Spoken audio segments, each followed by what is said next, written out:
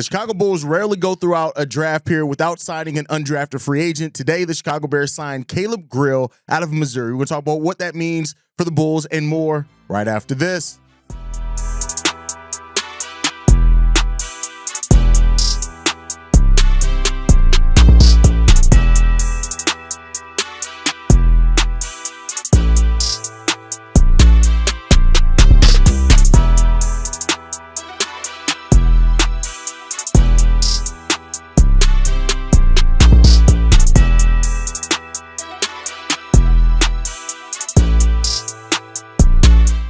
What's going on, Bulls fans? Welcome to another episode of Chicago Bulls Central, your number one spot for everything Chicago Bulls related. I'm the host there, Hayes, but more importantly, you guys can follow the channel at Bulls Central Pod on every social media platform we happen to be on. With that said, let's go and get into this content for today, y'all. The Chicago Bulls have signed Caleb Grill out of Missouri, 6'3", 205-pound guard, to be on a Exhibit-10 deal. Now, for those that don't know, Exhibit-10 deals are a little bit different, for example, than like the two-way contracts. An Exhibit-10 deal is basically a non-guaranteed contract that you can sign a player to that eventually, if they make your G League team, it gets them a little bit more money on a G League deal. Now, you could convert it to a two-way deal. You could convert it to something like that. But more than likely, this is more than likely for the Bulls G League affiliate, which the Chicago Bulls have done just about every offseason since AK has been there. Caleb Grill is a player that is shaped up to be a 3-and-D talent, right, at that guard position. He joined Missouri in the 2024-25 season. He played 6 years at college, 6'3" when it came down to it as well. He played also at Iowa State and UNLV before transferring to Missouri. And this is a guy that, you know, when you look at what he does, the stats don't jump out the stat sheet for you, which is again, the Bulls, playing in Missouri, playing in Iowa, those type of things. He's probably going to be a player that, makes that G League team, and it is what it is. He did have his best season last year in Missouri, though. He played 29 games. He only started 2 games. He only started 58 out of 154 games over the course of his 6 years in college, as a matter of fact, with that one. Last season, he shot the ball. He scored 13.7 points per game on 47% shooting and 39% shooting from 3 as well. He also chipped in 3.6 rebounds, 1.4 assists, and over a steal per game. As a matter of fact, for his collegiate career, he averaged 1.1 steal per game while only having less than 1 turnover as well per game for his career. He's a player that doesn't foul. He's a really solid off-ball defender when it comes down to it, and that's kind of one of his best strengths. But this is a guy that, not many people had him slated to even. He did rank in Sam Vinci's rankings when it came down to that. But this is a guy that it's very unlikely that he was going to be drafted, even more unlikely that he's going to end up making the NBA. But you can never say never. Alex Caruso was a player many people didn't think was an NBA talent. Now, I'm not comparing Caleb Grill to that at all. I'm just saying that he has really good on-ball defense. He's a really good off-ball defender as well, and he's a really good three-point shooter. And I do think that is going to be something that the Bulls want to take a look at to see if there's something that could be worth developing there. And that's really what this is. That's what the Exhibit-10 day contracts are. It gives you an ability to look at a player a little bit closer in your scheme, gets them a little bit of extra money if they do end up signing with your G League team, which probably for the Bulls is really likely, as they always kind of re-up with new G League talent every couple of years as well down there. And this is a guy that, like I said, he wasn't a bad college player.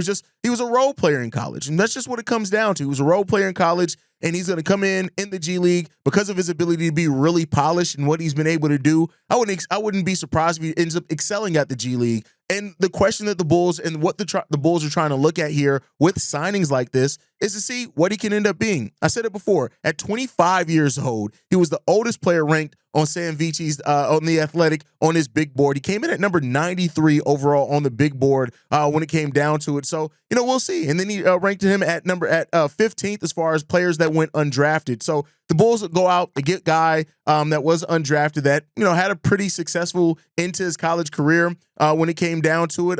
Never really wowed or anything like that. Last season, again, out of his 6 years, was his first year scoring in double figures. Cue the jokes because of him being a 25-year-old, 6-year senior, how he's able to dominate. Well, not really dominate, but, get off a little bit better against younger players. So, it is what it is. He was granted another year of eligibility after only playing 9 games last season. So, it is what it is when it came down to that. And I'm sure this guy having an opportunity to really live out his dream and make it probably as close as is probably realistically going to make it to the NBA. But like I said, never say never when it comes down to guys like this, is what I've learned. You just never know exactly how guys are going to work out. And sometimes guys have surprising rises or whatever else. I'm not saying that he could end up as some all-time talented, amazing NBA player or anything like that. But, when you're able to shoot the ball like he does, he's an active defender as well. There's always going to be a spot for a team, at least in the G League, to really take a look at you and what you get. I know Bulls fans are already kind of disappointed with how this draft went.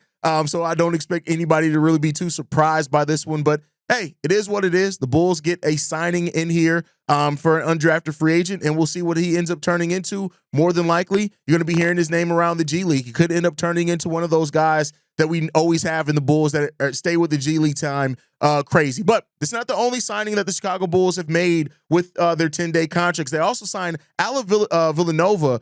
They also signed Wooga Poplar out of Villanova as well. He joins on another Exhibit-10 deal when it comes down to it. So the Bulls are doing their work on getting undrafted free agents in here. This is another guy, when you look at Wooga, which is a crazy name to say, and I hope that I'm saying it right because I don't want to offend anybody when it comes down to it. But this is the Bulls going out there and getting another guy who's another guard, 6'5". He scored 15 points, 7 rebounds while shooting 38.7% on 5 threes per game. So another guy that the Bulls are getting clearly that has some ability to be able to stretch the floor a little bit. And clearly the Bulls have now, I guess, a kind of mold that they're looking at with these undrafted free agents, trying to fill out that G League team, right? This is a guy as well, he spent 3 years in ACC at Miami before transferring to Villanova. He was a really good contributor for there. He's a really strong guard, 6'5" guard, 200-pound frame. That's how he's able to get those rebounds, 6 rebounds per game that he was able to get. So this is another guy that the Bulls are going to add some really talented guards here, in the G League. So that's good. He was a senior. When you look at it, only a 4-year senior, so a little bit younger. His last 2 years averaged 13 and 15 points per game. Last year, 15.3 points per game. He did that on 46% shooting from the field, 38% shooting from 3. He's actually a career 37% shooter in college, and a lot of that's brought down by the 21% he shot his freshman year where he didn't start any games. Since becoming a starter, he's averaged basically almost 38% from three-point range. So that's really good. He averages 4 rebounds a game for his career. Again, 7 last year, 5 the year before that. Also doesn't turn the ball over a lot. He averaged 1.3 steals per game last year. So this is kind of your Chicago Bulls rookie class that's going to be down there in the G League. Also, don't keep in mind that they're signing guys to be on their summer league team as well. And that's what Wooga Poplar really is going to end up being for the Chicago Bulls. So I think what the Bulls did here is solid. They got some bodies in here. They got some tough players in here that I think are going to be tough two-way players in that summer league. Again, providing that kind of structure around Noah Essengay, which is big there. We'll end up seeing how much Matas Buzelis plays in the summer league as well. But the Bulls are gearing up for their summer league, gearing up potentially for players that they're going to bring into their G League program as well. And that's really what it ends up being. So, shout out to the Bulls, who didn't strike nearly as fast as they usually have with UDFAs, but they do strike now. They get a couple of UDFAs here at guard positions, and we'll be able to see what they bring at the G League level. Let me know what you guys think on all that down below. Make sure you're following us at Bull Central Pod. You can send us any feedback, questions, comments, concerns. bullcentralpod@gmail.com. Lastly, if you want to leave a text message and our voicemail for the mailbag, the number to do so, 773-270-2799. We are the #1 spot for everything Chicago Bulls related, but that's thanks to you, lovely and beautiful people. And like I like to end every episode on, go Bulls. Love you guys. See you right if you can, y'all. Peace. This has been a presentation of the Break Media.